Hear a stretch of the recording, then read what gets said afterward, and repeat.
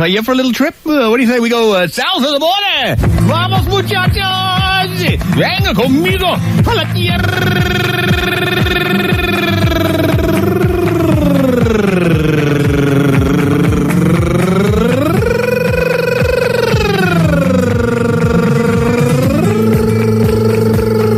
de la muerte. Go to the land of the dead.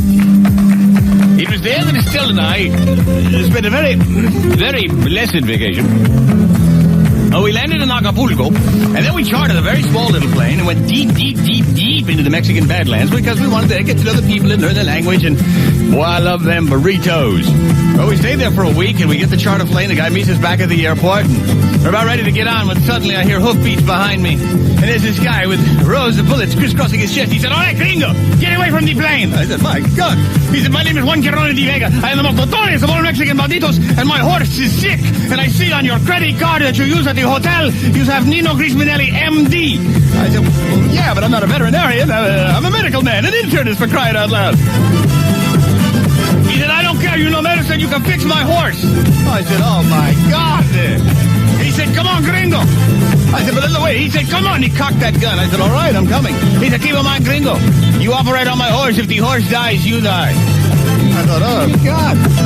So he took me down the road, and sure enough, there his horse was lying there in a stable. I listened with my stethoscope, and already the horse was dead. So what am I going to do? Look up into this guy's Winchester and say, "Sorry, your horse is dead. I got to go." Blam! You know, I'd be history. So I said, "Quick, Estelle, get me the suitcase. I have some of my instruments in there. I have to operate." And so I said, "Stand back. Don't breathe on the wound." And so I performed a procedure, sewed him up, and I said, "Listen for yourself." And sure enough, the guy took the tether. He could hear the definite beating.